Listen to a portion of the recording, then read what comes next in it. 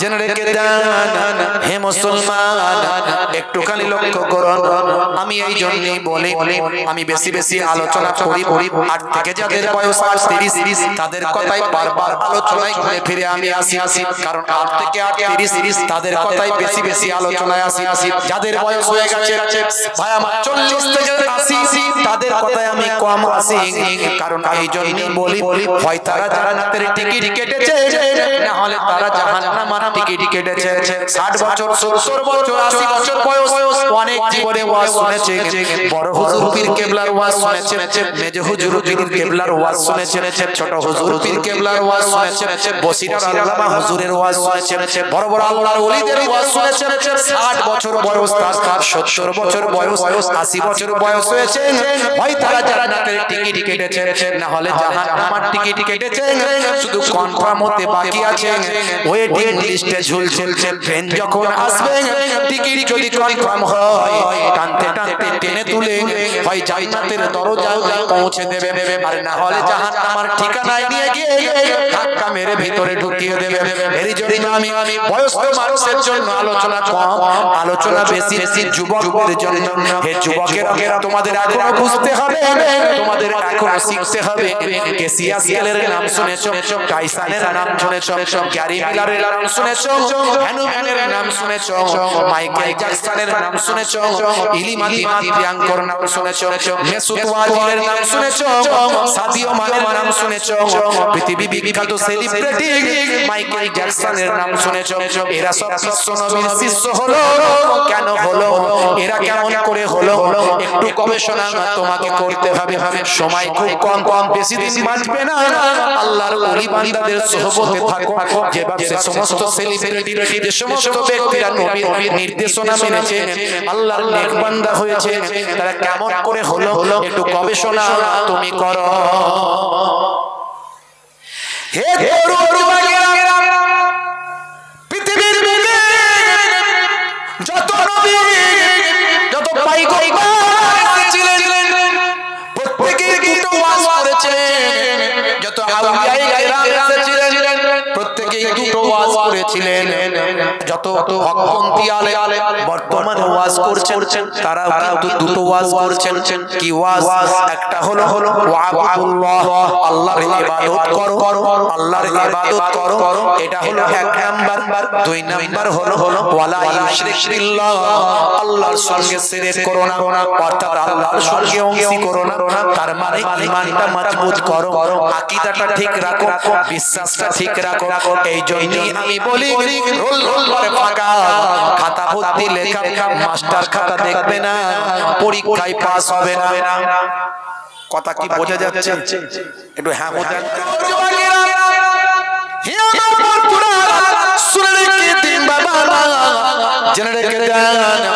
এই জন্য বলি ঈমানটাকে মজবুত করো, ঈমানটাকে মজবুত করো। ঈমান মানে বিশ্বাস। কিসের বিশ্বাস? আমানতু বিল্লাহি ওয়া মালাইকাতিহি ওয়া কুতুবিহি ওয়া রুসুলিহি ওয়াল ইয়াউমিল আখির ওয়াল কদরি খাইরিহি ওয়া শাররিহি মিনাল্লাহি তাআলা ওয়াল বাস বাদাল মাউত। এগুলো হলো বিশ্বাসের। ভাই আমার এক একটা নমুনা, কোন জিনিসগুলো বিশ্বাস করবেন, এক একটা স্টেজ, এক একটা বিষয়, বিশ্বাসের এক একটা বিষয়, এগুলো হলো স্তম্ভ। এই স্তম্ভগুলোকে আপনাকে মানতে হবে, না হলে আপনার রোল নাম্বারে ভুল হয়েছে, রোল নাম্বার লেখা ভুল হয়েছে, রোল নাম্বার লেখা যদি ভুল হয়ে যায়, একটা অক্ষর যদি পাল্টে যায়, ফোন নাম্বারের যদি একটা নাম্বার বদলে যায়, আপনার শেষে ছিল 8, আপনি লিখেছেন 9, ঠিক জায়গায় কি ফোনটা যাবে না, অন্য লোকের ঘাড়ে গিয়ে চেপে যাবে। হে তরুণ যুবকেরা, অর্থাৎ রোল নাম্বারে যদি একটা জিনিস গন্ডগোল হয়, রোল নাম্বার ভুল হবে, আপনার নাম্বার মিলবে না, অন্য নাম্বারের সঙ্গে মিলে যাবে, খাতাটা ক্যান্সেল হবে, মাস্টার খাতা দেখবে না। এই জন্যই বলি ঈমানটাকে মজবুত করুন। ঈমান মানে হলো বিশ্বাস। এই বিশ্বাসগুলোকে ঠিক রাখুন। আল্লাহর প্রতি বিশ্বাস, আল্লাহ হলেন এক, সেই Allah is one, Allah is one whom all depend, he begets not is the begotten and none is like him। বলুন সে আল্লাহ হলেন এক, আল্লাহ অভাব শূন্য, তিনি কাহাকেও জন্ম দেননি, কেহ তাহাকে জন্ম দেয়নি, সে আল্লাহর সমতুল্য আর কেউ নাই। তোমার বুকে রাখো আল্লাহরই ভয়, আসবে না কোনোদিন কোনো ভয় নাই, আসবে না কোনোদিন কোনো পরাজয়, তোমার বুকে রাখো আল্লাহরই ভয়, আসবে না কোনোদিন কোনো পরাজয়। জোরে হবে না? হে তরুণ যুবকেরা, হে আমার বন্ধুরা, শুনে রেখে দিন বাবা, জেনে রেখে যান হে মুসলমান, তাহলে আপনাকে আমাকে রোল নাম্বারের স্তম্ভগুলো বিষয়গুলোকে আগে ঠিক করতে হবে। প্রথমে আল্লাহ সম্পর্কে, আল্লাহর সমতুল্য সমকক্ষ করা যাবে না। অনেকে বলে উপরে খোদা নিচে তুমি, বলে কি বলে না? অনেকে বলে 10 যেখানে খোদা সেখানে, বলে কি বলে না? এই ছোট ছোট বিষয়গুলোতেও শিরক হয়ে যাবে ভাই, আমার বংশী হয়ে যাবে। এর জন্য আমার আল্লাহ তাআলা কোরআন মাজিদের ভিতরে বললেন, মাইয়ুশরিক বিল্লাহি ফাকাদ হারামাল্লাহু আলাইহিল জান্নাহ, শিরককারীর জন্য জান্নাত চিরতরে হারাম হয়ে যায়। বুঝতে পারছেন বন্ধুরা আমার? তাহলে আমি এই বিষয়গুলো নিয়ে একটু একটু করে যদি আলোচনা করি, আমি বলেছি এটা 3-4 ঘন্টার বিষয়, সেটা 1 ঘন্টায় শেষ করব, 1 ঘন্টায় শেষ করব। তাহলে আল্লাহ সম্পর্কে আপনার ডেফিনেশন ঠিক রাখতে হবে, আল্লাহ সম্পর্কে ডেফিনেশন ঠিক রাখতে হবে। তারপর মালাইকাতিহি, আল্লাহর ফেরেশতারা যে আছে বিশ্বাস করতে হবে। ওয়া কুতুবিহি, আসমানি কিতাব, ওয়া রুসুলিহি, সমস্ত রাসূল পয়গম্বর, আসমানি কিতাব টোটাল 104, এই 104টা কিতাবকে বিশ্বাস করতে হবে।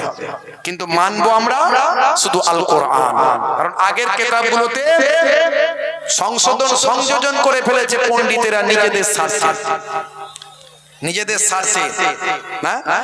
এখন দেখবেন আলেম ওলামারা কোরআন হাদিসকে ব্যবহার করে অনেক ক্ষেত্রে নিজেদের স্বার্থে, নিজে ঠিক অন্যরা ভুল, এই কোরআনের রেফারেন্স দিচ্ছে। কোথাকারের রেফারেন্স কোথায় লাগিয়ে দিল, কোথাকারের হাদিস কি জন্য আল্লাহ হাদিস বলেছেন, নবী হাদিস বলেছিলেন, সে হাদিস নিজের ক্ষেত্রে ইউজ করে দিল। এরা হলো দ্বীনকে বিক্রি করে দিচ্ছে। ওয়াইয়াবিউ দীনাহু বিআরজিম মিনাদ দুনিয়া, তারা দ্বীনকে বিক্রি করে দেবে দুনিয়ার স্বার্থে। 1450 বছর আগে আল্লাহর নবী বলে দিয়েছেন। বুঝতে পারছেন? হে তরুণ যুবকেরা, হে আমার বন্ধুরা, তাহলে আসমানি কিতাবগুলোকে সব বিশ্বাস করবেন। আর রাসূলিহি 1 লক্ষ বা 2 লক্ষ 24,000 পয়গম্বরদের বিশ্বাস করতে হবে। তবে আমাদের নবী সবচেয়ে বড় নবী, আমাদের নবী সবচেয়ে শ্রেষ্ঠ নবী, আমাদের নবী সমস্ত নবীদের নেতা, আমাদের নবী হলেন সমস্ত নবীদের নবী, আমাদের নবী সমস্ত নবীদের সরদার। আমার আপনার নবীকে আমার আল্লাহ রাহমাতুল লিল আলামিন করেছেন। আমার আল্লাহ নিজে ভাই আমার কুল আলামের জন্য রহমত, আমার আল্লাহ কুল আলামের জন্য রহমত। হে তরুণ যুবকেরা, আলহামদুলিল্লাহি রাব্বিল আলামিন, সমস্ত প্রশংসা মহান আল্লাহ, যিনি সমস্ত সারা কুল আলামের জন্য যিনি সমস্ত প্রশংসা সেই আল্লাহ। আমার আল্লাহ হলেন রব্বুল আলামিন। আলহামদুলিল্লাহি রাব্বিল আলামিন, সারা আলামের রব। আর ওয়া মা আরসালনাকা ইল্লা রাহমাতাল লিল আলামিন, আর আমার আপনার নবী হলেন সারা আলামের রহমত। জোরে বলে আল্লাহ হলেন সারা আলামের রব, আর নবী হলেন সারা আলামের রহমত। এই বক্তারই বক্তব্য আছে। আমার বাপজি ঠিক বলেছেন, আসলে বেশি কথা বলতে গেলে আমারও সময় চলে যাবে। হ্যাঁ বললেন হুজুর টেনে ওয়াজ করুন, নাহলে আমি শোনাতাম। বলছে মসজিদে একদিকে আল্লাহ একদিকে নবীর নাম লেখা শিরক। তুমি কোথাকার কে? আজানে আল্লাহর সঙ্গে নবীর নাম আছে না নাই? আছে না নাই? কোরআন মাজিদে আল্লাহর সঙ্গে নবীর নাম আছে না নাই? জান্নাতের দরজায় দরজায় আল্লাহর সঙ্গে নবীর নাম আছে না নাই? হে তরুণ যুবকেরা, হে আমার মুরব্বিয়ানেরা, আমার আল্লাহ যেখানে পাশি তার বন্ধুর নাম দয়ার নবী সেখানে। মক্কা শরীফে চলে যাবেন, মদিনা শরীফে চলে যাবেন, কাবা ঘরের দেওয়ালে 4-5টা দেখবেন আল্লাহর নাম, পাশে নবীর নাম, নবীর রওজা মোবারকে চলে যাবেন, দেখবেন চারিদিকটা ঘুরে ঘুরে আল্লাহর নাম, পাশে হলো রাহমাতুল লিল আলামিনের নাম। এদের একটাই কাজ নবীর ইশক, নবীর মহব্বত, নবীর ভালোবাসা মানুষের মন থেকে ভুলিয়ে দাও। এই চক্রান্ত এদের নয়, এই চক্রান্ত ইয়াহুদ নাসারা। যদি না এগুলো বলি সমাজের যুবকেরা বিভ্রান্ত হবে। এখন ইন্টারনেটের সময় রাত দিন তারা ওয়াজ শুনছে, এই ওয়াজগুলো শুনে শুনে তাদের ঈমান ধ্বংস হয়ে যাচ্ছে। তারা নবীকে আমাদের মতো মানুষ ভাবছে। बस नबी के আমাদের মতো মানুষ ভাবছে। মৌলবী कहता है नबी हम जैसा है। কেন ভাই? মৌলবী রেফারেন্স দিচ্ছে উইথ এভিডেন্স, ডকুমেন্ট দিচ্ছে। কি বলছে? যে আল্লাহ তো নিজে বলে দিয়েছেন, কুল বলে দিন হে নবী আনা বাসারুম মিসলুকুম, मैं तुम जैसा बसर हूं, আমি তোমাদের মতোই মানুষ। এই বলে দিল। তার পরের লাইনটা আপনাকে বুঝতে দিল না। তার পরের লাইনেই আল্লাহ বলেছেন, বলে দাও ইউহা ইলাইয়া, আমার উপর আল্লাহর ওহী নাযিল হয়।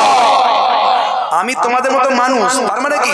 তার মানে আমি ফারিস্তা নয়, আমি জিন নয়, আমি মানুষ, আমার হাত পা আছে, কিন্তু আবার তোমাদের মতো নয়। তোমাদের কাছে তো আল্লাহর ওহী নাযিল হয় না, আমার কাছে ওহী নাযিল হয়। তাহলে কোথায় মৌলবী আর কোথায় নবী? কাহা নবী কাহা মৌলবী? मौलवी कहता है नबी हम जैसा है। क्यों भाई? मौलवी कहता है अल्लाह ने फरमाया है कि नबी बसर है, तो हम भी बसर हूँ, हम भी खाता हूँ, नबी भी खाता था, हम भी पीता हूँ, नबी भी पीता था, तो नबी हम जैसा है। कहाँ नबी कहाँ मौलवी? नबी दूध वाले, मौलवी सूद वाले, नबी नूर वाले, मौलवी खाद वाले। मौलवी अगर मीठा पानी में थूके तो पानी गंदा हो जाता है, नबी अगर गंदा पानी में थूके तो पानी मीठा हो जाता है। मौलवी अगर अपना दोस्त मिलने जाए तो वो मुलाकात है, नबी अगर अपना दोस्त मिलने जाए तो वो मेराज है। कहाँ नबी कहाँ मौलवी? আমার নবীর শানকে যারা ছোট করবে ধ্বংস হয়ে যাবে, দুনিয়াতেও ধ্বংস হবে, আখিরাতেও ধ্বংস হবে। আপনি আলেম, তাসাউফপন্থী আলেম হয়ে যান, ওই বই পুস্তক পড়া আলেম হয়ে কোনো লাভ নাই। আমি বলে দিয়ে যাচ্ছি, আমি মুহিবুল্লাহ হুসাইনি বলে দিয়ে যাচ্ছি, আপনি শুধু পুস্তক পড়া পুঁথিগত বিদ্যায় পণ্ডিত হয়ে কোনো লাভ নাই। এমনি এমনি আল্লাহর ওলিরা, এমনি এমনি আল্লাহর ওলিদের এত সম্মান নয়। বসিরাট হুজুর এমনি এমনি মুজাদ্দিদুজ জামানের কাছে গিয়ে বায়াত হননি। তিনি বুঝেছিলেন ওই পুস্তকের পাণ্ডিত্য আমার মধ্যেও আঘাত আছে। যতদিন কলকাতা আলিয়ায় পড়েছি আমার উপরে কেউ যেতে পারেনি। তারপরেও বসিরাট হুজুর দেখলেন একজন তাসাউফের মুকাম্মাল টিচার বড় ওলি বান্দার কাছে গিয়ে আমার ইলমে তাসাউফের জ্ঞান অর্জন করতে হবে। সেই জামানার সবচেয়ে বড় আলেম, সবচেয়ে বড় ওলি শুধু সিয়াসিতা হাদিসের পণ্ডিত ছিলেন না, মদিনা শরীফ থেকে 40টা হাদিসের দাস নিয়ে সনদ নিয়ে শেষ করে খতম করে ইন্ডিয়ার জমিনে ফিরে এসেছিলেন। আপনার আমার পীর মুর্শিদ মুজাদ্দিদুজ জামান, সেই মুজাদ্দিদুজ জামানের কাছে গিয়ে বসিরাট হুজুর দিয়ে হাতে হাত দিয়ে বায়াত হয়েছিলেন।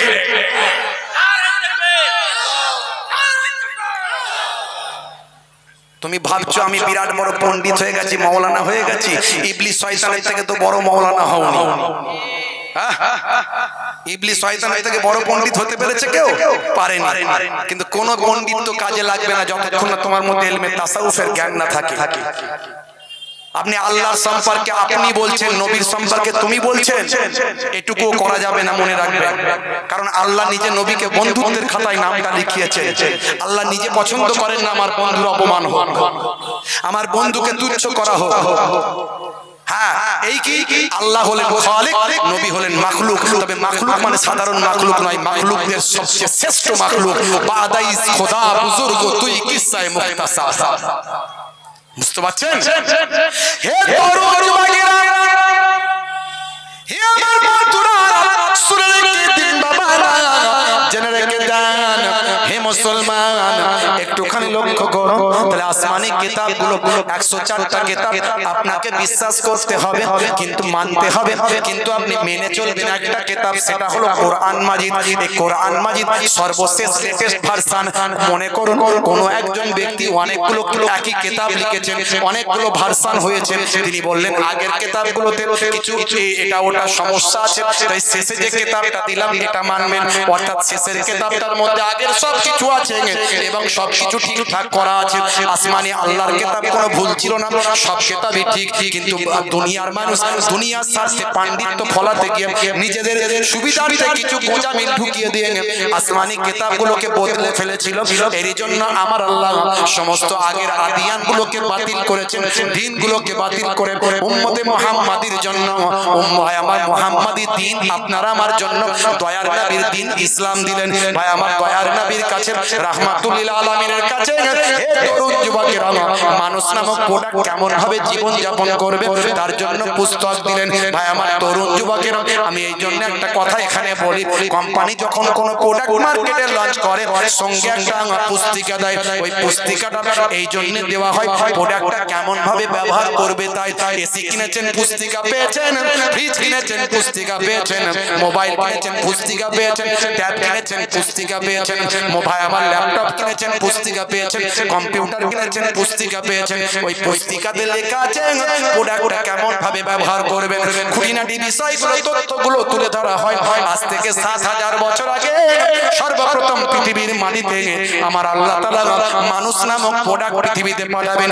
ঠিক করলেন মানুষ পাঠাবো, খলিফা সৃষ্টি করব, খলিফা পাঠাবো। আমার আল্লাহ ফেরেশতাদের মাঝখানে আলোচনা করেছিলেন, হে ফেরেশতারা, আমি মানুষ নামক প্রতিনিধি পৃথিবীর মাটিতে পাঠাতে চাই।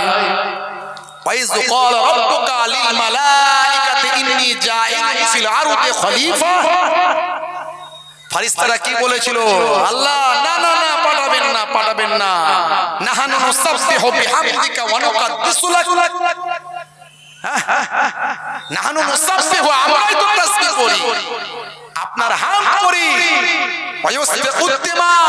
তারা তো রক্তাক্ত করবে, মারপিট করবে, মানুষ পৃথিবীর জমিনে খুনোখুনি করবে। এই যে একটুতে আমার ভাই রেগে যাচ্ছিলেন, রাখবেন না, মাথা ঠান্ডা করবেন সব সময়। এই রাগটা যখন হবে তখনই ওযু করবেন, রাগ যখন হবে তখনই গোসল করবেন, রাগ যখন হবে নামাজে সিজদায় দাঁড়িয়ে যাবেন, কারণ রাগ হলো সবচেয়ে খারাপ জিনিস। রাখবেন না, বিকল্প ব্যবস্থা আছে, অনেক পথ আল্লাহ আপনার খুলে দেবেন। আপনি যখন রেগে যাবেন, এই হঠকারী রাগ সিদ্ধান্তে অনেক রকম ক্ষতি হতে পারে। যখন রেগে যাবেন বিকল্প ব্যবস্থার কথা ভাববেন, দেখবেন ক্লিয়ার হয়ে যাচ্ছে। আমি সমস্ত মানুষদের বলি, এই জন্য মাঝখানে কত কথা বলবো, মাথায় গিজগিজ করছে, এক একটা কথা বলতে যাচ্ছে এক একটা লাইন চলে আসছে। এই ইন্টারনেটে দেখেছেন আপনারা ভাইরাল ভিডিও, কাবা শরীফে, কাবা শরীফ তওয়াফ করছেন একজন ব্যক্তি, তার হাতেতে ট্যাটু, ঘাড়ে ট্যাটু, তিনি তওয়াফ করছেন। কাবা শরীফ তওয়াফ করলে কিভাবে করতে হয়? ইহরামের পোশাক পরে করতে হয় না? ইহরাম এদিকে একটা এখানে একটা, দুটো ইহরাম পরে কাবা শরীফ তওয়াফ করছে। তার গায়ে ট্যাটু, ট্যাটু বোঝেন? মুরব্বি মানুষরা তো বুঝতে পারবে না। ট্যাটু হলো এক ধরনের রং করা। আজকালকার পোলা দেখো সঠিক পথে চলে না, পিতামাতা গুরুজনের কথা তারা শোনে না।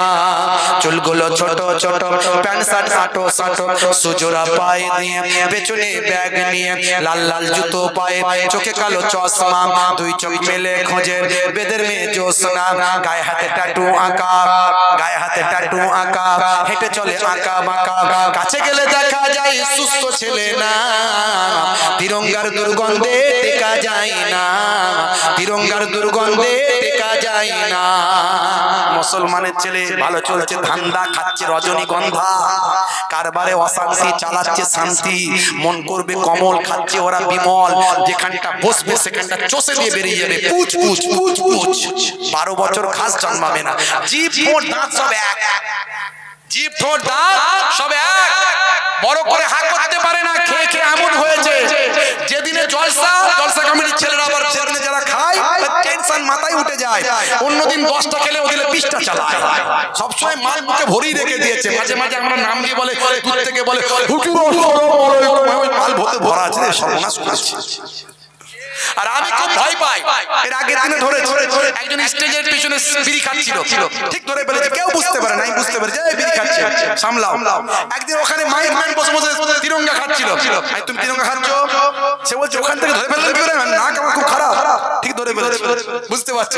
মুসলমানের ছেলে তিরঙ্গা গুটকা খায়, গাল হা করলে ছোট করে গাল হা করে, বড় করে পারে নাই, হুজুর তাকবীর দেয় না আল্লাহু আকবার আস্তে করে বলে, বুঝতে পারছি। মারাত্মক ব্যাপার এগুলো, সব ভয়ঙ্কর জিনিস, সব নেশা। নেশা থেকে বাঁচুন। 1450 বছর আগে আল্লাহর নবী বলেছেন কুল্লু মুসকিরিন হারাম, প্রত্যেক নেশা হলো হারাম। আর এগুলো অপচয় খরচা, শুধু শুধু চেবাচ্ছে। কি আছে রে ভাই ভিতরে, কি টেস্ট আছে আমাকে বলো? এই মুখ দিয়ে ধোঁয়া নিচ্ছে, নাক দিয়ে ছাড়ছে, পাল্টি খাওয়াচ্ছে ভিতরে, ডিগবাজি খাওয়াচ্ছে ভিতরে গিয়ে, ডিগবাজি খাইয়ে নাক দিয়ে বের করে দিচ্ছে। ভাই ধোঁয়াটা গেল আর বেরোলো, এর মধ্যে কি পাওয়া গেল বলো? নেশা, কেমিক্যাল দেওয়া আছে, কেমিক্যাল, বুঝতে পারছো? এমন এমন নেশার জিনিস দেওয়া আছে, থাকতে পারছো না না খেলে। অনেকের তো আবার বিড়ি সিগারেট খেয়ে খেয়ে এমন হয়েছে, ওপরের টান না মারলে নিচের মাল ক্লিয়ার হয় না, টয়লেট থেকে ঘুরে ঘুরে বসে ঘন্টা পর ঘন্টা বসে থাকে, টান মারতেই হবে না। কি আর বলবো, বলার কিছু নাই, বুঝতে পারছেন? রাগ করবেন না। মাঝে মাঝে আমি ভাবি এদের বউগুলো কি করে টেকে, আমার তো বিরাট কষ্ট হয়, সামনে এলে বিরাট কষ্ট হয়, মানে গন্ধ ঠিক পাবোই পাবো। মাঝে মাঝে ভাবি তাদের বউগুলো টেকে কি করে। আবার মনে মনে করি এই আমরা যে ওয়াজ করি না, হ্যাঁ নবী বলেছেন যদি সিজদা করার অনুমতি দিতাম তো স্বামীদের বলতাম স্ত্রীর পায়ে, এই স্ত্রীদের বলতাম স্বামীদের পায়ে সিজদা করো, কারণ স্বামীর পায়ের তলায় জান্নাত। ওরে বাপ রে বাপ, একদিন এক মহিলা ওয়াজ শুনে গিয়ে স্বামীর পা তুলে দেখছে জান্নাত কোথায়, দেখি সর্বনাশ করেছে। হ্যাঁ ওয়াজ এমন শুনেছে, কি আর বলবো, বলার কিছু নাই। একজন বলছে হুজুর এই আপনি যে কথাটা বললেন না, এই যে তাহলে তো নারীদের অসম্মান করা হলো ইসলামে। আপনারা বলেন নারীদের নাকি ইসলামে বিরাট সম্মান, বিরাট সম্মান। তো নবী যদি বলেই থাকেন যে ওই সিজদা করার অনুমতি দিলে স্ত্রীর পায়ে, এই স্বামীর পায়ে স্ত্রীদের সিজদা করতে বলতাম, তো স্ত্রী জাতির অপমান করা হলো। তার পরের লাইনটা শুনুনি কি বলেছি, কি বলেছেন? তার পরের লাইনটা বলেছিলাম ইজহাব ফাআকরিমহা ফাইন্নাল জান্নাতা তাহাতা রিজলাইহা। যাও তুমি তোমার মায়ের পায়ে সিজদা, মায়ের পায়ে, তুমি তোমার মায়ের পায়ে, তুমি তোমার মায়ের সম্মান করো, তুমি তোমার মায়ের সম্মান করো। ইজহাব ফাআকরিমহা, তুমি তাকে সম্মান করো, তুমি তাকে ইজ্জত করো, কারণ তাহাতা রিজলাইহা, তোমার মায়ের পায়ের নিচে তোমার জান্নাত। জোরে হবে না? মাটা স্ত্রী জাতি না পুরুষ জাতি? স্ত্রী। তাহলে তো ইসলামে ছোট কথা কথাই হলো নারীদের, বলো?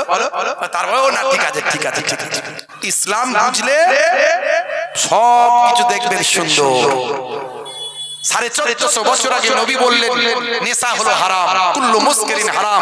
আজকের স্বাস্থ্য বিশেষজ্ঞরা বলছেন যারা সিগারেট খায়, smoking is injurious to health, স্বাস্থ্যের জন্য ক্ষতি, এটা ক্যান্সারের কারণ। যারা তিরঙ্গা গুটকা খায়, রাত দিন চেবায়, এরা ডাস্ট খাচ্ছে, ডাস্ট। সায়েন্স বলছে, স্বাস্থ্য বিশেষজ্ঞরা বলছে এদের নার্ভগুলো আস্তে আস্তে ড্যামেজ হয়ে যায়, নার্ভের সমস্যা হয়, যৌন সমস্যা তৈরি হয়, নার্ভের সমস্যা হয়। আর যারা মদ খায় তাদের লিভারটা নষ্ট হয়।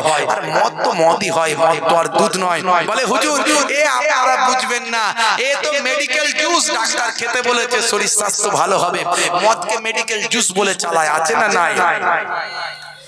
হে তরুণ যুবকেরা, কিছু ছেলে পুলে আছে মুসলমানের ছেলে, কালেরাই মাদ্রাসার জলসায় চাঁদা দেয়, কালেরাই মাদ্রাসার হুজুর দেখলে সালাম দেয়, হুজুরের কাছে ছুটে গিয়ে মুসাফাটা করে নেয়, 1 মাস ধরে রমজানের রোজাটা রেখে দেয়, মুহিবুল্লাহ হুসাইনি জলসা এলে জলসাটা শুনতে যায়। মা বলেছে 1 মাস রোজা রাখো, অসুবিধা নাই। ঈদের দিনে সেমই লাচ্চা খায়, ঈদের দিনে সেমই লাচ্চা খেয়ে বলে পেটটা আমার গোলায়।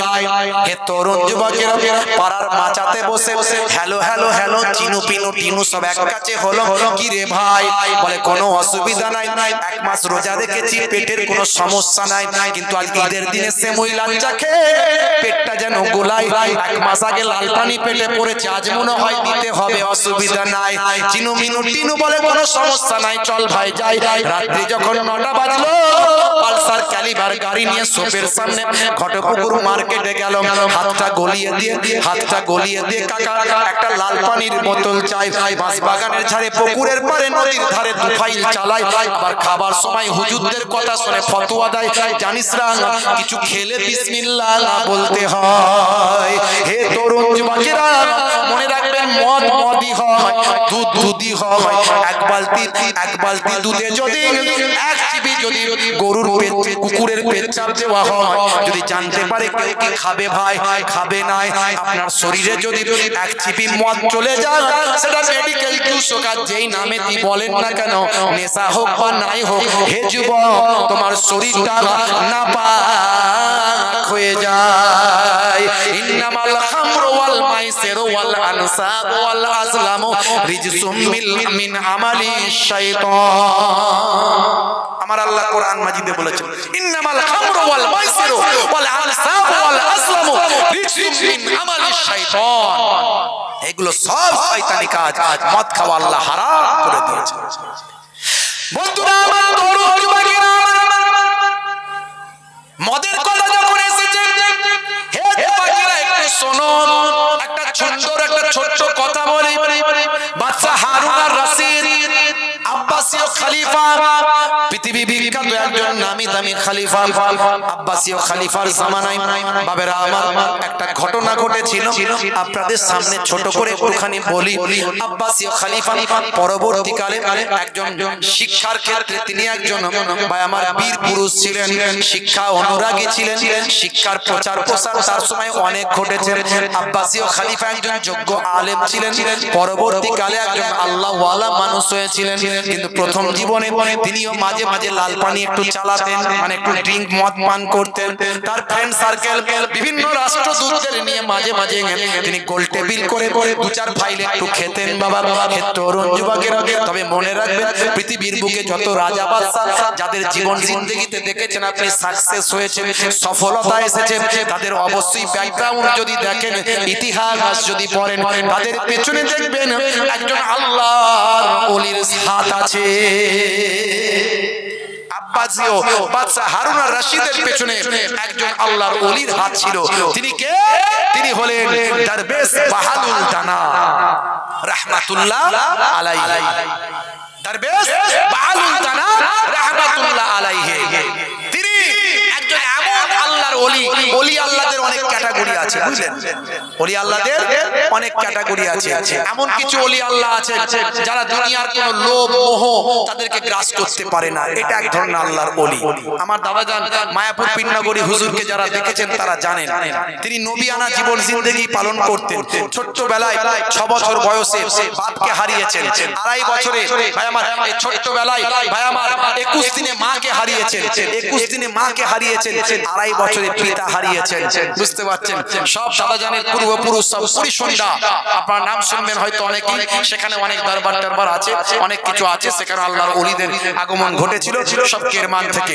তো ওইখান থেকে দাদাজানের আব্বাজান চলে এসেছিলেন এখানে পীর মুরিদি ওয়াজ নাসিহাত, এবং একটা আমাদের হরিণখোলার পাশাপাশি একটা ছাত্রা হাই স্কুল, এখানে হেড মাওলানা হিসাবে নিযুক্ত হয়েছিলেন, পীর মুরিদি ওয়াজ নাসিহাত করতেন, এখানে ঘরবাড়ি করেছিলেন, আর এই পাশাপাশি বিবাহ করেছিলেন। তো আমার দাদাজানের যখন জন্ম হয়েছিল 21 দিনে মা, 2.5 বছরে আব্বাজান, যাকে মায়াপুর পীরনগরী হুজুর বলে সবাই চেনে, মস্ত বড় আল্লাহর ওলি ছিলেন। ছোট্টবেলায় যখন তিনি তার আত্মীয়দের কাছে ফিরে গিয়েছিলেন, সেই বয়স থেকে তিনি জঙ্গলে গিয়ে ইবাদত করতেন।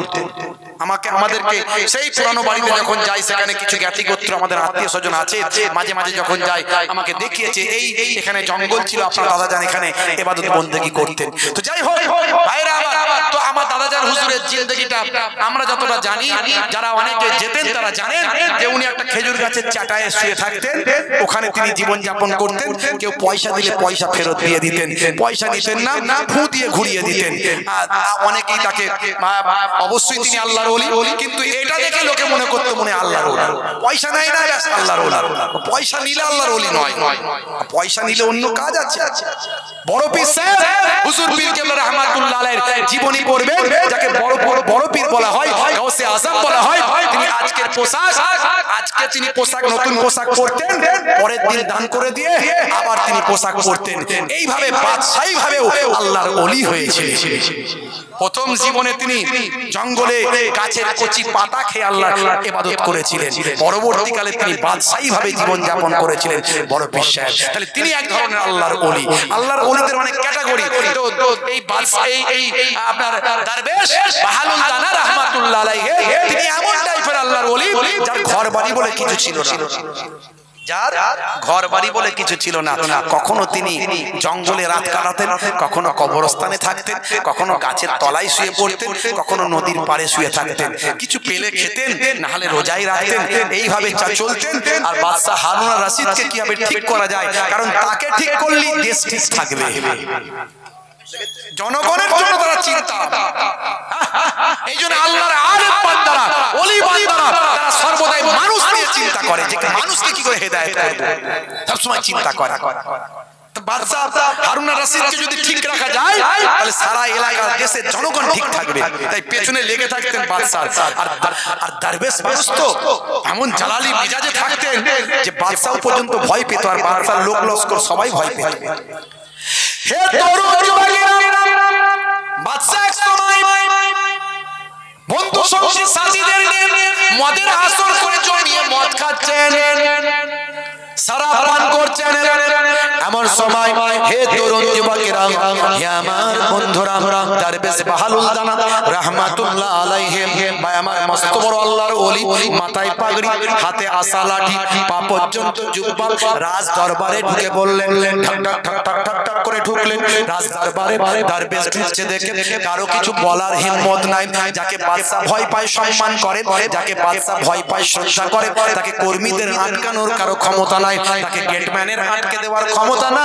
হে তরুণ যুবকেরা, যে কোনো সময় রাজ দরবারে তিনি চলে আসতেন। আর যদি কোনো উল্টো পাল্টা কাজ দেখতেন, তিনি সেই সময় আল্লাহর কোরআন নবীর হাদিস দিয়ে তাদের বকাবকি করতেন। হে তরুণ যুবকেরা, রাজ দরবারে একেবারে সোজা ভাই আমার বাদশা হারুন আর রশিদের টেবিলের সামনে, গোল টেবিলের সামনে সে হাজির। সেখানে এসে সালাম দিয়ে ভাই আমার গোল টেবিলের সামনে বসে বললেন, বাদশা বুঝতে পারলেন বিপদ সীমা ওভারটেক করছেন, এখনই ঝাড় খেতে হবে, এখনই ধোলাই খেতে হবে, তার মানে এখনই অপমানিত হতে হবে। তাই বাদশা ছিলেন চালাক মানুষ। চালাক না হলে কি বাদশা হওয়া যায়? চালাক না হলে কি নেতা হওয়া যায়? নিশ্চয় চালাক বলি তো বাদশা। বাদশা ছিলেন চালাক মানুষ। ধোলাই খাওয়ার আগেই তিনি বিষয়টা ক্লিয়ার করলেন, হুজুর বেয়াদবি নেবেন না, আমি একটু এখানে একটু জুসের মতো জিনিস খাচ্ছি, আপনি হয়তো খারাপ ভাববেন। হুজুর আপনার কাছে একটা কথা আমি জেনে নিন। বলে কি কথা? হুজুর বলুন তো, কেউ যদি আঙ্গুর খায় সে কি কোনো দোষ করলো? বলে না। আচ্ছা হুজুর বলুন তো, ওই ব্যক্তি আঙ্গুর খাওয়ার পরে যদি একটু পানি খায় তার কি কোনো দোষ হবে? বলে না। আচ্ছা বলুন তো হুজুর, ওই ব্যক্তি আঙ্গুর খেয়ে পানি খেয়ে রৌদ্রে গিয়ে যদি একটু গাটা গরম করে তাতে কি কোনো দোষ আছে? বলে না। হুজুর বললেন, বুঝতে পেরেছি ও বাদশা জাহাপনা, আপনি আমাকে কি বোঝাতে চেয়েছেন সেটা আমি বুঝতে পেরেছি। হুজুর দরবেশ বাহালুল দানা বললেন, বাদশা জাহাপনা, আমি আপনার কথার উত্তর দিচ্ছি। আচ্ছা বলুন তো, আপনার মাথায় যদি একটু কেউ মাটি দিয়ে দেয় তাতে কি আপনি মারা যাবেন? বলে না, মাথাটা নোংরা হবে, ধুয়ে ফেললে পরিষ্কার, মারা যাব না। বলে বেশ। আচ্ছা বলুন তো, ওই মাটি দেওয়ার পরে যদি কেউ একটু পানি ঢেলে দেয় তাতে কি আপনি মারা যাবেন? বলে না, মারা যাব না, মাথাটা নোংরা হয়ে যাবে, এটাই পরে ধুয়ে ফেললে পরিষ্কার। বলে বেশ। আচ্ছা বলুন তো দেখি, ওই যে মাটি দেওয়া হয়েছিল, ওই যে পানি দেওয়া হয়েছিল, ওই মাটি আর পানিকে যদি একসঙ্গে মিক্সড করে ভালো করে রোদের তাপে শুকিয়ে শক্ত ইট বানানো হয়, ওই ইটটা যদি আপনার মাথায় মারা হয় তাহলে কি আপনার কোনো ক্ষতি হবে? বলে ক্ষতি মানে মারাত্মক ক্ষতি, মরে যাব। বলে তেমন শুনে রাখো, আপনি যে আঙ্গুর আর পানি আর রোদেতে গরম করা আর তাপ দেওয়া বিভিন্ন রকম ভাবে পাকিয়ে নেওয়া, এটা আর আঙ্গুর আর পানি রইল না, এর নাম হয়ে গেল মদ। এই মদটা সারাটা যদি শরীরে যায়, মাথায় যেমন ইট মারলে মাথা ফেটে যায়, মদটা তেমন শরীরে গেলে শরীরটা হারাম হয় না পাক হয়ে যায়। এমন কথা শোনার সঙ্গে সঙ্গে বাদশা হারুন আর রশিদ মদের পেয়ালাটা ছুঁড়ে ফেললেন, জীবনের মতো মদ খাওয়া তওবা করলেন। বুঝতে পারছেন যুবকেরা? এখন ঘন ঘন মাতাল। আমি সেদিনে দেখেছি মুসলমানের ছেলে মদের দোকান থেকে মদ কিনছে, আমি রাস্তা দিয়ে যাচ্ছি, দেখতে পাচ্ছি মদের শোপ দেখা যায়, চেনা যায়, গ্রিল দেওয়া, সব শাটার লাগানো, গ্রিল দেওয়া। ওদের বিরাট ভয়, কে কোথায় কি করে ফেলবে, গ্রিল দেওয়া, ছোট মতো ফাঁক করা থাকে, আর সেখানে লোকে মোটরসাইকেল দাঁড় করিয়ে টুক করে নিয়ে ট্যাকে ভরে নেয়। দেখলাম, বুঝতে পারছি মুসলমানের ছেলে তো দেখলে বোঝা যায়, দেখলি বোঝা যাচ্ছে মাল ঢুকিয়ে নিল পকেটে, এই কোমরে ঢুকিয়ে নিল। তো মুসলমানের ছেলে মাতাল। হে তরুণ যুবকেরা, হে আমার বন্ধুরা, শুনে রেখে দিন বাবা, জেনে রেখে দেন, তাহলে আপনার ঈমানটাকে মজবুত করতে হবে। আপনাকে আমাকে আল্লাহর উপর নির্ভরশীল হতে হবে, আপনাকে আসমানি কিতাবগুলো মানতে হবে। তবে সব কিতাব বিশ্বাস করবেন, মানবেন একটা কিতাব, কিতাবটার নাম হলো আল কোরআন। আমি বলেছি, কোম্পানি যখন কোনো প্রোডাক্ট মার্কেটে লঞ্চ করে, সঙ্গে পুস্তিকা দেয়, ওই পুস্তিকাতে সব তথ্য ডিটেইলসটা ওই প্রোডাক্ট সম্পর্কে লেখা আছে। ভাই ভাই, আজ থেকে ৭০০০ বছর আগে মানুষ নামক প্রোডাক্ট পৃথিবীতে আল্লাহ পাঠাবেন। মানুষের প্রতিনিধি হযরত আদম আলাইহিস সালামকে আমার আল্লাহ পাঠালেন। আমরা বলি আদম, ইয়াহুদ নাসারারা বলে আদম, আমরা বলি হাওয়া, তারা বলে ঈব, আমরা বলি দাউদ, তারা বলে ডেভিড, আমরা বলি সুলাইমান, তারা বলে সুলেমান, আমরা বলি মারিয়াম, তারা বলে মেরি, আমরা বলি মুসা, তারা বলে মোজেস, আমরা বলি ঈসা, তারা বলে যিশু। নামগুলো পাল্টেছে, ব্যক্তিগুলো একই আছে। এর দ্বারাই বোঝা যায় আমার আল্লাহ কোরআন মাজিদে যে তাওরাত, জাবুর, ইনজিলের কথা বলেছেন, আসমানি কিতাবগুলোর কথা বলেছেন, বর্তমান ইয়াহুদ নাসারাদের ওই পুস্তক থেকে সেগুলো সব মিলে যায়। এর দ্বারাই বোঝা যায় আল্লাহর কোরআন সত্য। আসমানি কিতাবগুলোকে তারা বদলে ফেলেছে, কিন্তু তাদের ভিতরে যে কিতাবগুলোর মধ্যে লেখা আছে, সেই কিতাবগুলো, সেই কথাগুলো কোরআন মাজিদে আল্লাহ ঢুকিয়ে দিয়েছে। সব কিতাব বিশ্বাস করব, কিন্তু মানবো একটা কিতাব, কারণ আগের কিতাবগুলোতে ভেজাল ঢুকিয়ে দেওয়া হয়েছে। কোরআন মাজিদে ঢোকানোর সাহস ১৪৫০ বছর ধরে হয়নি। যদি আগুন লাগে ধ্বংস হয়ে যায় পৃথিবীর সব বইয়ের দোকান, তবু বিশ্ব থেকে হারাবে না পবিত্র কোরআন। এটা আমার লেখা নয়, আমি যে কবিতাগুলো বলি বেশিরভাগই আমার লেখা বলি অনেক। আবার এখন ইদানিং দেখছি এত মোবাইলে বেরোচ্ছে, কত লিখবো রে বাবু। আজকে ওয়াচ করে গেলেই কালকে 10টা চ্যানেল থেকে বেরিয়ে যাচ্ছে, খুলে দেখবেন হাজার হাজার বক্তব্য, ২০-২৫ হাজার বক্তব্য আছে ইন্টারনেটে। কত আর লিখবো, আমার লেখার টাইম নাই। তো মাঝে মাঝে আবার অন্যজনের কাছ থেকে ধার করে নিতে হচ্ছে। এটা বাংলাদেশের একজন বিখ্যাত শিল্পী, নাম হলো ভাই আমার মিস্টার নকুল কুমার বিশ্বাস, একজন অমুসলিম হিন্দু ভাইয়ের লেখা।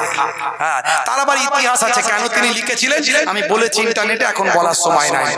যদি আগুন লাগে ধ্বংস হয়ে যায়, ধ্বংস হয়ে যায় পৃথিবীর সব বইয়ের দোকান, তবু বিশ্ব থেকে হারাবে না পবিত্র কোরআন। জোরে হবে না, আরে জোরে হবে না। করবে কেমন করে কোরআন ধ্বংস আগুনের তেজ, করবে কেমন করে কোরআন ধ্বংস আগুনের তেজ। আছে বিশ্বে ভরা অগণিত কোরআনে হাফেজ, তারা ছাপি আসমানি গ্রন্থ, তারা ছাপি আসমানি গ্রন্থ, বাঁচাবে ইসলামের সম্মান, তবু বিশ্ব থেকে হারাবে না পবিত্র কোরআন। জোরে হবে না, আরে জোরে হবে না ভাইরা আমার, তরুণ যুবকেরা আমার। দিল্লিতে না বোম্বাইতে একটা বাবা মাঝে মাঝে দেখবেন বক্তৃতা দেয়, হ্যাঁ, একটা বাবা, সেই বাবা নাকি বলেছে ইসলাম ধ্বংস করার দায়িত্ব আমি একা নিয়ে নিচ্ছি। শুনেছেন? ও নাকি একাই ইসলাম ধ্বংস করে দেবে। কত নমরুদ ফেরাউন, কত নমরুদ ফেরাউন, সাদ্দাত, হামান, সব তলা দিয়ে গলে চলে গেল, দুনিয়া থেকে নাম নিশানা মুছে গেল। কোথাকারের বাবা না খাবা না ডাবা, সে বলছে ইসলাম ধ্বংস করার দায়িত্ব আমি একাই নিয়ে নিচ্ছি। আর আমাদের এখানে একজন রাজনীতির নেতা, বুঝতে পারছেন, নাম হলো শুভেন্দু অধিকারী, বিরোধী দলনেতা। আমি কোন দলের পক্ষে বিপক্ষে কথা বলি না, আপনি দল করুন, আমি রাজনীতি করি না। কিন্তু আমার ইসলাম নিয়ে কথা বললে ছেলে কথা বলা হবে না, যে আমার কোরআন নিয়ে কথা বললে ছেলে কথা বলা হবে না। তুমি বলেছো মাদ্রাসায় নাকি জঙ্গি শিক্ষা দেওয়া হয়, মাদ্রাসার বিরুদ্ধে কথা বলেছো, মাদ্রাসার বিরুদ্ধে অপপ্রচার করেছো। হ্যাঁ, একটা খুঁজে দেখাও দেখি, একটা খুঁজে দেখাও। আসল জঙ্গি তো খুঁজে পাচ্ছ না। হ্যাঁ, যারা তলোয়ার নিয়ে মিছিল করে, যারা মসজিদের সামনে মসজিদের মিনার ভেঙে দেয়, সেই জঙ্গি, সেই জঙ্গি তো খুঁজে পাচ্ছ না। তুমি মাদ্রাসায় জঙ্গি খুঁজতে এসেছো। তোমারই বক্তব্য আবার বেরিয়ে এসেছে, বলছে স্বাধীনতা সংগ্রামে নাকি মাদ্রাসার আলেমরা, মাদ্রাসার হুজুররা, মাদ্রাসা উত্তরপ্রদেশের একটা মাদ্রাসা দেওবন্দ মাদ্রাসার নাম বলেছো, ওই মাদ্রাসায় প্রথম নাকি স্বাধীনতা সংগ্রামে আগে ঝাঁপিয়ে পড়েছিল, তুমিই বলেছো। তোমার কথাতে তুমি মিথ্যাবাদী বলে, কথা ঠিক না ভুল? অর্থাৎ এসব কথা বলে কিছু কাজে লাগবে না। আমাদের মাননীয় প্রধানমন্ত্রীজি নরেন্দ্র দামোদর দাস মোদীজি, আমি তার একটা বক্তব্য শুনে অবাক হলাম। আজান হচ্ছে, তিনি বক্তব্য দেওয়া বন্ধ করে দিয়েছেন। তিনি তো বলছেন, আমাদের মাননীয় প্রধানমন্ত্রী বলছেন সবকা সাথ আর সবকা বিকাশ, আর তুমি একটা সম্প্রদায়কে টেররিস্ট বানাচ্ছ, আতঙ্কবাদী বানাচ্ছ। যে সম্প্রদায় সবচেয়ে বেশি স্বাধীনতা সংগ্রামে নিজেদের জীবনকে উৎসর্গ করেছে, আজও দিল্লিতে তুমি যাও, সেখানে ইন্ডিয়া গেটে তাদের নামগুলো খোদাই করা আছে। আমি মোহেবুল্লাহ হুসাইনি, আমি নিজে গিয়ে দেখেছি, সেখানে গিয়ে ৯৫,০০০ কম বেশি স্বাধীনতা সংগ্রামীর নাম খোদাই করে লেখা আছে, তার মধ্যে ৬৫,০০০ কম বেশি মুসলমানের নাম আছে। হিন্দু আর মুসলিম মোরা দুই সহোদর ভাই, এক বৃন্তে দুটি কুসুম এক ভারতে খাই। মুসলমানের বাড়িতে যদি আগুন লাগে, হিন্দু ভাইয়ের বাড়িতে ধোঁয়াটা যায়। হিন্দু ভাইয়ের বাড়িতে যদি আগুন লাগে, মুসলমানের বাড়িতে ধোঁয়াটা আসে। আজও আমরা মুসলমান হিন্দু মিলেমিশে খাই, মিলেমিশে খেলতে যাই, মিলেমিশে চাকরি করি ভাই। আমি যেখানে থাকি সেখানেও অনেক হিন্দু ভাইরা থাকে, তারা জানে আমরা যেভাবে কথা বলি, আমরা দেশ প্রেমের কথা বলি, শান্তি সম্প্রীতির কথা বলি, ভ্রাতৃত্বের কথা বলি। আজও কত নেতারা আছেন, তারা ভালো ভালো কথা বলে। হে তরুণ যুবকেরা, হে আমার বন্ধুরা, শুনে রেখে দিন বাবা, এই কালেরাইয়ের মাদ্রাসা আপনার সামনে, এই মাদ্রাসার ছেলেরা পড়াশোনা করে, তারা দেশ প্রেমের জয়গান গায়। হে তরুণ যুবকেরা, ইসলামে দেশ প্রেমের গুরুত্ব দেওয়া হয়েছে। দেশ প্রেম হলো আমার আপনার ঈমান, দেশ প্রেম হলো আমার আপনার বিশ্বাস। আল্লাহর নবী মদিনা শরীফে গিয়ে মদিনার মানুষদেরকে বললেন, হে মদিনার মানুষেরা, তোমরা যেন মনে করো না আমি মুহাম্মাদুর রাসূলুল্লাহ সাল্লাল্লাহু আলাইহি ওয়াসাল্লাম মক্কা থেকে মদিনায় এসে তোমাদেরকে ধরে বেঁধে মুসলমান করব। না না না না, শুনে রেখে দাও, তোমারি মাযহাবি আজাদি রহেগি। তোমরা তোমাদের ধর্ম পালনের স্বাধীনতা পাবে, তোমরা তোমাদের ধর্ম পালন পুরোপুরি করবে। তোমাদের ধর্ম পালনে আমি রাসূলের কোনো বাধা নাই। খুন কি ফিদিয়া বাদাস্তুর কায়েম রহেগা। আমার দলের কোনো ব্যক্তি যদি তোমাদের ইহুদি নাসারাদের যদি খুন করে দেয়, আমি নবী দাঁড়িয়ে থেকে খুনের বদলে খুন ন্যায্য বিচারটা করে দেব। শুনে রেখে দাও। আর দেশকে হেফাজতের জন্য, দেশকে রক্ষা করার জন্য মুলুক কি হেফাজত কে লিয়ে হর কওম শামিল रहेंगे। আর দেশের যখন বিপদ আসবে, দেশের উপর যদি কোনো ঝামেলা আসে, সে সময় ইহুদি নাসারা বলে কোনো কথা নয়, আমি নবী আমার লোক বলে কোনো কথা নয়, মুসলমান হিন্দু খ্রিস্টান জৈন বৌদ্ধ বলে কোনো কথা নয়। সমস্ত মানুষ দেশের হেফাজতের জন্য আমরা ঝাঁপিয়ে পড়ব। এটা 1450 বছর আগে আমার আপনার নবী দেশ প্রেমের ইতিহাস আমাদের শিখিয়ে দিয়েছেন। শুভেন্দুদের মতো মানুষদের কাছ থেকে আমাদের দেশ প্রেম শিখতে হবে না। বন্ধুরা আমার, তরুণ যুবকেরা আমার, মুরব্বিয়ানেরা আমার, কই এই যে একজন একজন ভণ্ড বাবা বেরিয়েছে, আইআইটি বাবা। সেই বাবা যে এই 23 তারিখে ভারত আর পাকিস্তানের খেলা ছিল, পাকিস্তান আমাদের শত্রু দেশ, আমরা আজও মনে করি, তাদের সঙ্গে আমাদের দেশের যুদ্ধ হয়েছে। যতদিন না সৌভাগ্য তৈরি হয় আমরা শত্রু দেশ বলে মনে করি। সেই পাকিস্তানের সঙ্গে ভারতের খেলা হয়েছে, খেলার আগে আইআইটি বাবা বলল যে এবারে নাকি পাকিস্তান জিতবে।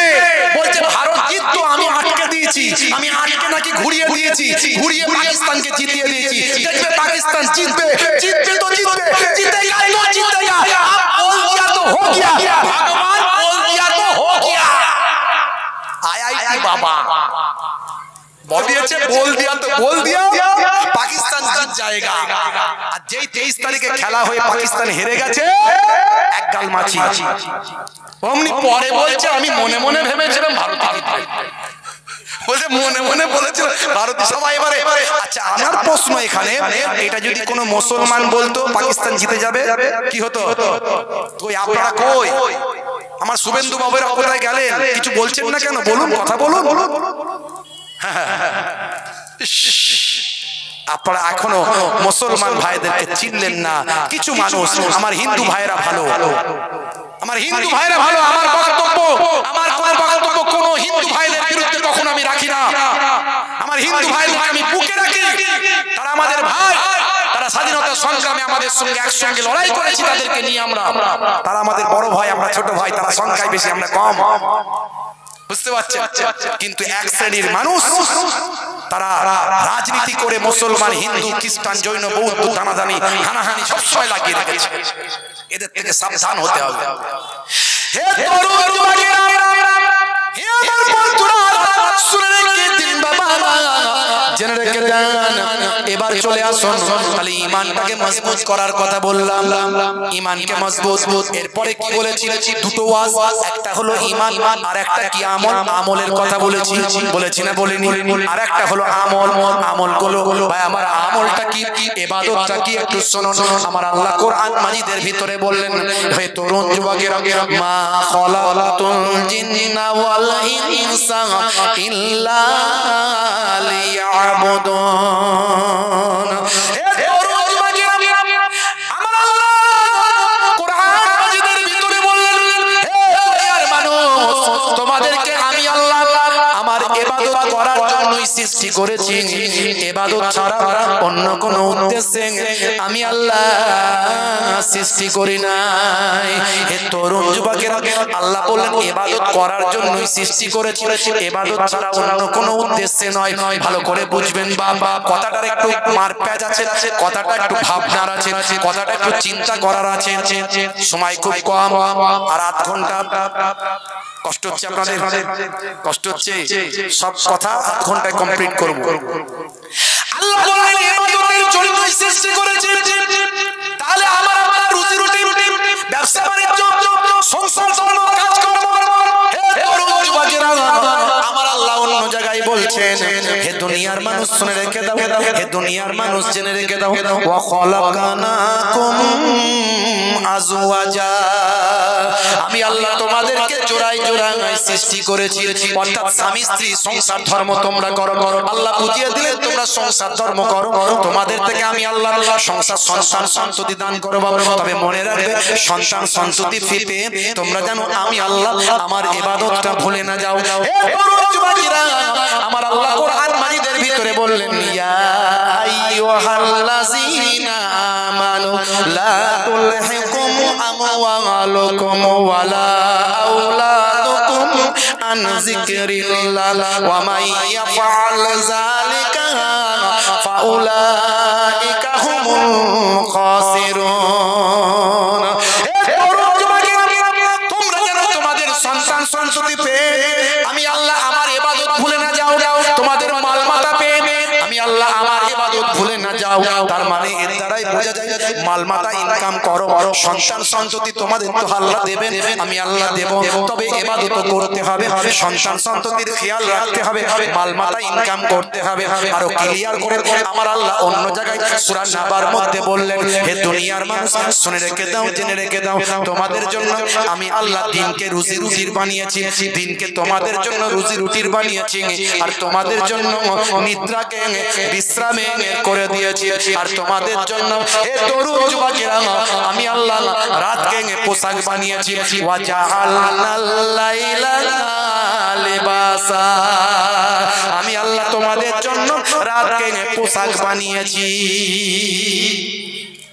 মানে রাতের বেলা অন্ধকারের ভিতরে থাকো। পোশাকের কাজ কি? শরীরকে ঢেকে রাখা। রাতকে পোশাক মানে রাতের বেলা অন্ধকারের ভিতরে থাকো, রাত যেন তোমাদের ঢেকে রাখে।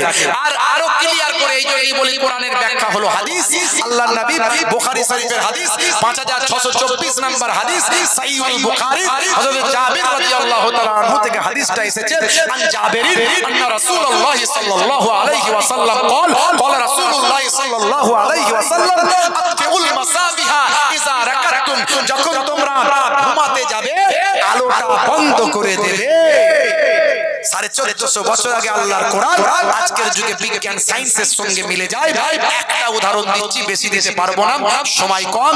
একটা ছেড়ে এসেছি কাবা শরীফে তওয়াফ করা ট্যাটুওয়ালা লোকটা, তার কথা ছেড়ে এসেছি, তাহলে এদিকে একটা দিচ্ছি, ওখানে একটা দেবো, বলবো তো নাকি ভাইরা আমার? তো এখানে 1450 বছর আগে আল্লাহর নবী বললেন যে লাইটটা আলোটা বন্ধ করে ঘুমাবে, আর আল্লাহর কোরআন বলল রাতকে তোমাদের জন্য পোশাক বানিয়েছি।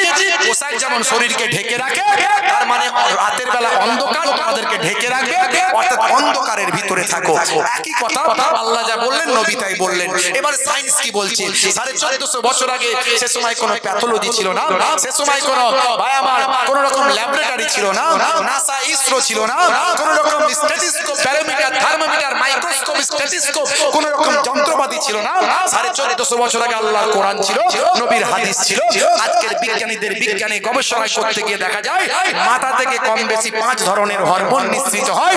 তার মধ্যে একটা হরমোন মানুষ যখন ঘুমিয়ে থাকে এবং চোখ যদি বলে ব্রেনকে যে অন্ধকারের ভিতরে আছি, তখন ব্রেনের পেছন সাইড থেকে একটা হরমোন নিঃসৃত হয়, যে হরমোনটার নাম হলো, বিজ্ঞান বলেছে, স্বাস্থ্য বিশেষজ্ঞরা বলেছে, ইন্টারনেট সার্চ করবেন পাবেন, এই হরমোনটার নাম হলো মেলাটোনিন হরমোন।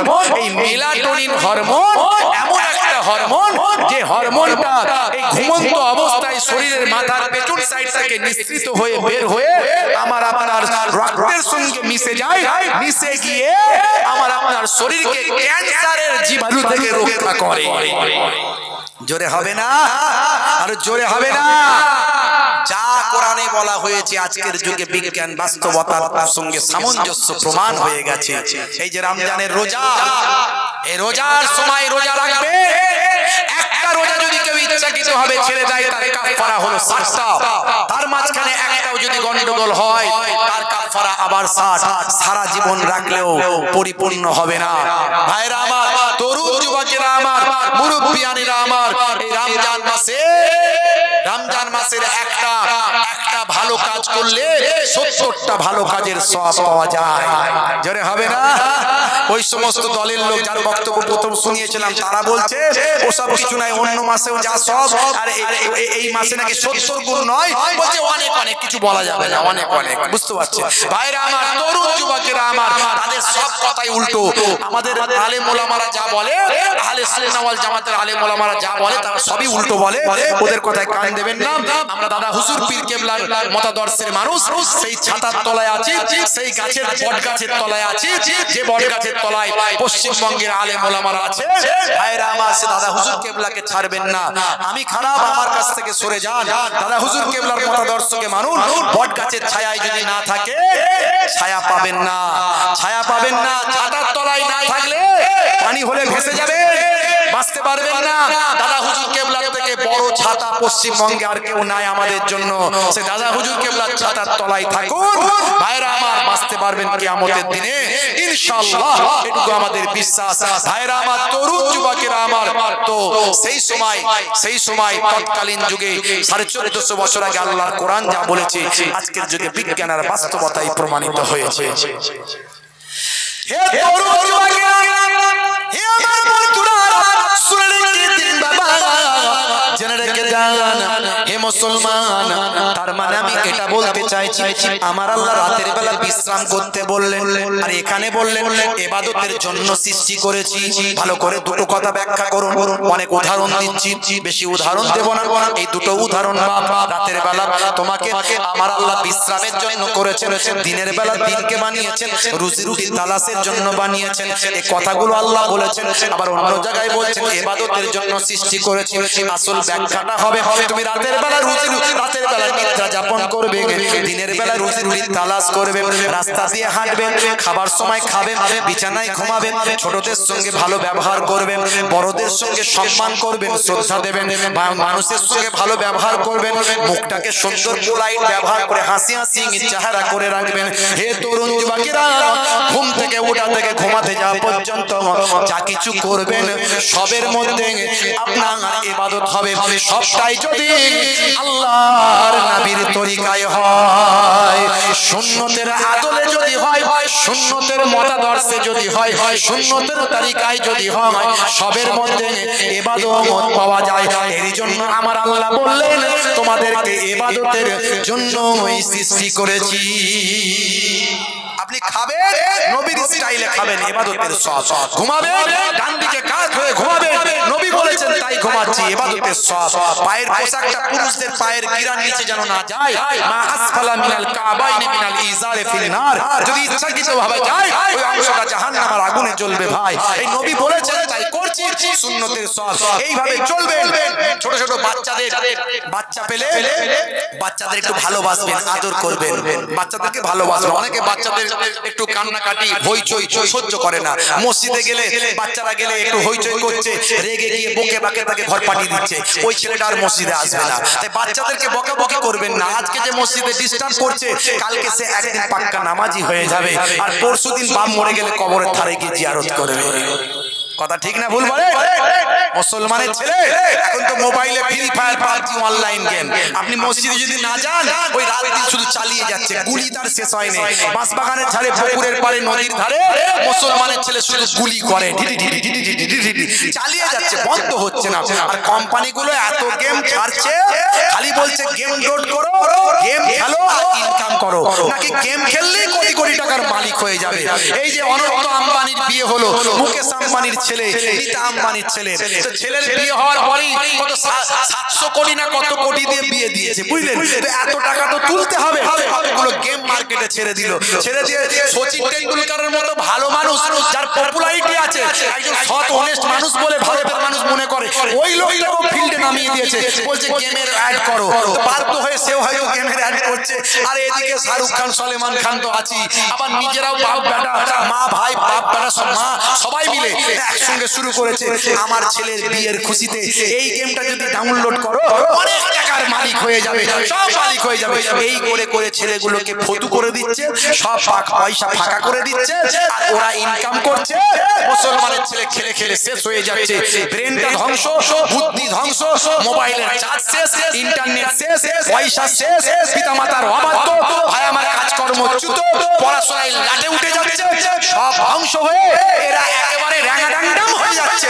মুসলমানের ছেলে মনে রাখো, গেম খেলা হারাম, হারাম, হারাম। এর আগেও বলেছিলাম হারাম, আজও বলে যাচ্ছি হারাম, কারণ নেশা হলো হারাম, নেশা হলো হারাম, নেশা হলো হারাম। তুমি নেশা করছো, শুধু নেশা করে হারাম কাজ করছো তাই নয়। এই যুবকেরা যাদের মোবাইলে free fire, PUBG, online game, এই সমস্ত গেমগুলো আছে, এরা শুধু হারাম কাজ করছে তাই নয়, বরং এরা এক একটা শয়তানের ভাই। আপনি বলবেন এত বড় কথা বলছেন, আপনি ছোট হুজুরের নাতি, পিন্নগরী হুজুরের পোতা।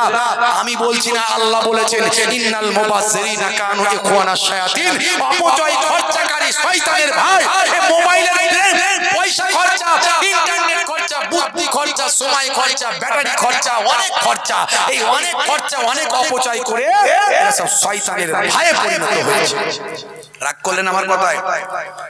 অনেক ছেলে আমাকে ফোন করে এই হজগুলো করি বলে, হুজুর আপনার কথা শুনে আমি গেম খেলা ছেড়েছি, হুজুর আপনার কথা শুনে মদ খাওয়া ছেড়েছি, আপনার ওয়াজ শুনে দাঁড়িয়ে রেখেছি, আপনার ওয়াজ শুনে নামাজ পড়ছি।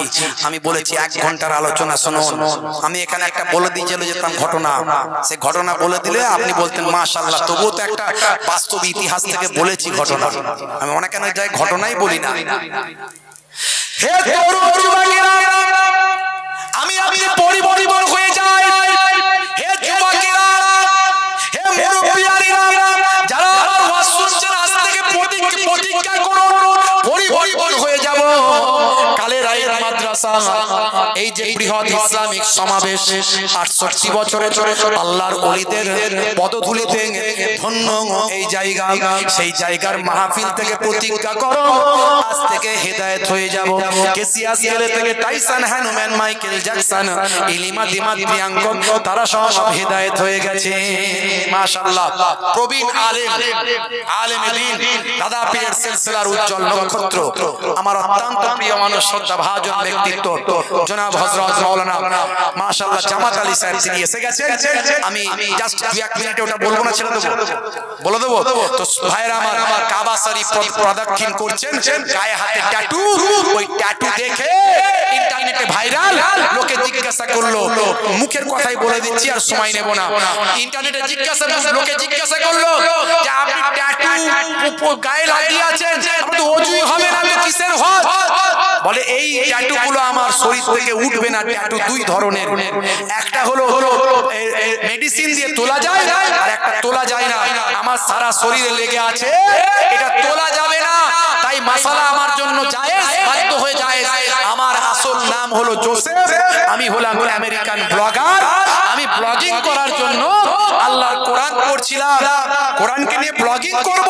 তো ব্লগিং করার জন্য কোরআন পড়তে পড়তে সূরা আস, একটা ছোট সূরা, সেই সূরায় গিয়ে যখন আমি পৌঁছালাম, এই সূরাটা বারবার পড়ে আমি আল্লাহর নামে কালেমা পড়ে দয়ার নবীর শিষ্য হয়ে ইব্রাহিম নাম নিয়েছি। বলে কি করে? বলে এই সূরাতে আল্লাহ রাব্বুল আলামিন সময়ের কসম করেছেন, ওয়াক্তের কসম করেছেন, ওয়াল আসর, আমার আল্লাহ আসরের ওয়াক্তের কসম করে বলছেন ইন্নাল ইনসানা লাফি খুসর, আমার আল্লাহ বলছেন সমস্ত মানুষ ক্ষতিগ্রস্ত, ইল্লাল্লাযিনা আমানু ওয়া আমিলুস সলিহাত, যারা ঈমান এনেছে এবং ভালো কাজ করেছে তারা ছাড়া সবাই ক্ষতিগ্রস্ত। ওয়া তাওয়াসাউ বিল হক, যারা হকের পথে আছে, ওয়া তাওয়াসাউ বিস সাবর, যারা বিপদ আপদে ধৈর্য ধারণ করে, এরা হলো ক্ষতিগ্রস্ত নয়। আল্লাহ বাকিরা সবাই ক্ষতিগ্রস্ত। আল্লাহ ওয়াক্তের সময়ের টাইমের কসম করেছেন। আমি চিন্তা করলাম আল্লাহ টাইমের কেন কসম করলেন? এত কিছু থাকতে আমি এটা নিয়ে গবেষণা করে দেখলাম যে টাইমের থেকে মূল্যবান আর কিছু নাই। সময় চলে গেলে সময় পাওয়া যায় না, সময়কে আঁকড়ে রাখা যায় না। তাই মিস্টার জোসেফ এই আল্লাহ সময়ের কসম করাটাকে নিয়ে গবেষণা করে থাকতে না পেরে ইব্রাহিম নাম নিয়ে বিশ্ব নবীর শিষ্য হয়ে গেলেন। জোরে হবে না? হে যুবকেরা, আজ থেকে পরিবর্তন হয়ে প্রকৃত নবীর শিষ্য হয়ে যাও। এটুকুই আমার আলোচনা। 5 ওয়াক্ত নামাজ, সামনে রোজা, ছেড়ে দেবে না, ছেড়ে দেবে না, ছেড়ে দেবে না। আর মুখের দাড়িটা ছোট হলেও রাখো, মুখের দাড়িটা ছোট হলেও রাখো। এত সুন্নতের কথা বললাম, চেটে পুটে খাওয়া সুন্নত, বসে পানি পান করা সুন্নত, ডান দিকে কাত হয়ে ঘুমানো সুন্নত, সালাম দেওয়া সুন্নত, ছোটদের ভালোবাসা সুন্নত, বড়দের শ্রদ্ধা করা সুন্নত। কিন্তু কবরে গেলে কোনো সুন্নত দেখা যাবে না। একটা সুন্নত দেখা যাবে, সেটা হলো মুখের দাড়ি। বিরাট কোহলি দাড়ি রেখেছে, লজ্জা লাগে না? হরভজন সিং দাড়ি রেখেছে, লজ্জা লাগে না? লিওনেল মেসি দাড়ি রেখেছে, লজ্জা লাগে না? আর কতজনের নাম বলবো, বলার দরকার নাই। হে মুসলমান, তোমার কিসের লজ্জা লাগে? যদি লজ্জা লাগে ছোট রাখো, ছোট রাখো, ছোট রাখো। মোহাম্মদুল্লাহ হুসাইনের মতো বড় রাখতে পারো না। Something is better than nothing. আজ আমি ছোট রাখলে একদিন ঈমানের শক্তি যদি বেড়ে যায়, দাড়ি তোমার বড় হবে। তার আগে যদি তুমি মারা যাও, কবরে দেওয়ার পর মুনকার নাকির ফেরেশতা বলবে মান রব্বুকা, দেখতে পাবে মুখে দাড়ির দেখা, হতে পারে ওই দাড়িটা হবে নাজাতের জারিয়া। আজ থেকে প্রতিজ্ঞা করুন, দুটো জিনিস নিয়ে বাড়ি যাবেন। 2 নাম্বার, 1 নাম্বার নামাজ, তারপরে রোজা, সামনে রোজা আসছে। আর হজ যাকাতটা হলো ধনী মানুষের জন্য, গরিবদের জন্য নয়, একই সওয়াব। আর মুখের দাড়িটা নিয়ে গেলে আপনি 90%, 70 থেকে 90% অপরাধ আপনার কাছ থেকে সরে চলিয়ে যাবে, পালিয়ে যাবে, আপনি সরে অপরাধ মুক্ত হয়ে যাবে ইনশাআল্লাহ। আপনাকে নিয়ে নেবেন যেন আমার আপনার সকলের উপকারে লাগেন। আমার আল্লাহ কোরআন মাজিদে বলেছেন দয়ার নবী পাককে, হে নবী ফাযাক্কির ফা ইন্না যিকরা তানফাউল মুমিনিন, you keep telling believers will benefit. হে নবী আপনি ওয়াজ করতে থাকুন, আপনি বলতে থাকুন, আপনার বলাটা ঈমানদারদের উপকারে লাগবে। জোরে হবে না? আপনি ওয়াজ করবেন, আপনার ওয়াজটা ঈমানদারদের উপকারে লাগবে। আমার নবী ওয়াজ করেছিলেন, হযরত আবু বকর হুজুরের উপকারে লেগেছিল। আমার নবী ওয়াজ করেছিলেন, হযরত ওমর ফারুক হুজুরের উপকারে লেগেছিল। আমার নবীর ওয়াজ করেছিলেন, হযরত ওসমান জিন্নুরাইন হুজুরের উপকারে লেগেছিল। আমার নবী ওয়াজ করেছিলেন, হযরত আলী মুর্তজা কারামাল্লাহু ওয়াজহু হুজুরের উপকারে লেগেছিল। আমার নবী ওয়াজ করেছিলেন, আবু জাহিলের উপকারে লাগেনি। আমার নবী ওয়াজ করেছিলেন, আবু লাহাবের উপকারে লাগেনি। আমার নবী ওয়াজ করেছিলেন, উতবা সাইবার উপকারে লাগেনি। অর্থাৎ ওয়াজ করলেই যে আপনি হেদায়েত হবেন এমনটা নয়, আল্লাহ যাকে হেদায়েত করবেন সেই হেদায়েত হবে।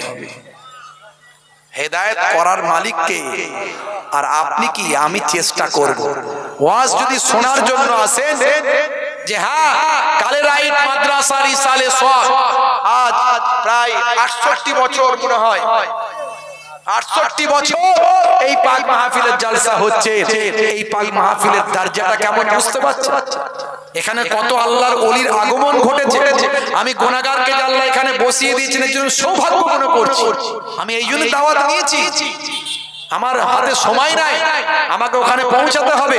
তারপরেও সন্ধ্যাবেলা একটুখানি হাজিরা দিয়ে যাব। আমার আম্মু কারি সাহেব যখন ফোন করলেন বারবার করে, তা আমি নিলাম। কারণ মাদ্রাসার জলসা, এত বছরের পুরানো ইসালে সাহেব, এই জায়গায় আল্লাহর ওলিদের আগমন ঘটেছে।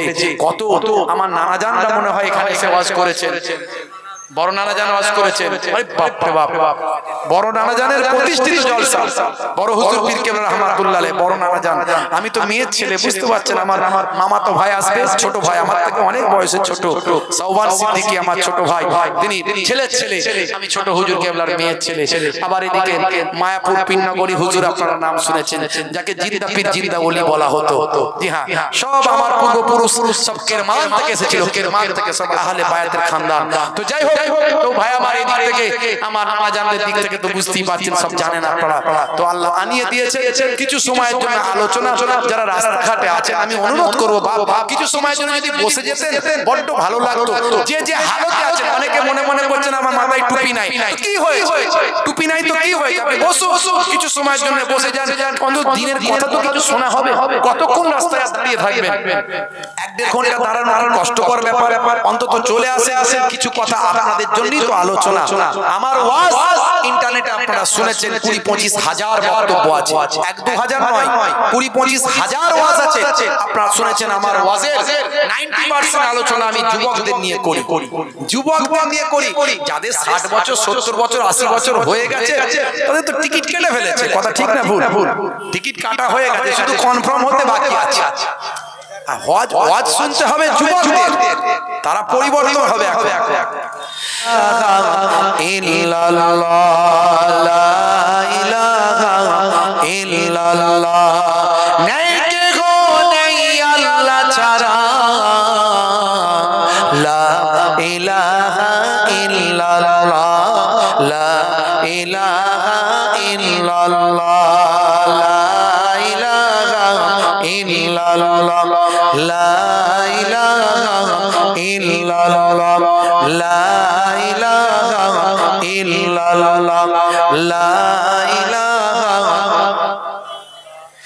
পাখির গানে গানে, হাওয়ার টানে টানে, এই নামেরই সুর শোনা যায়, এই নামেরই সুর শোনা যায়।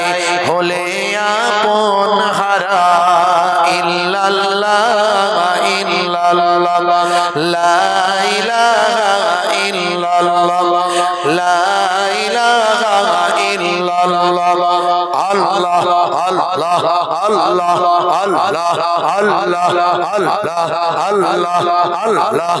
আল্লাহ আল্লাহ আল্লাহ আলোচনার বিষয় দুটো, একটা হলো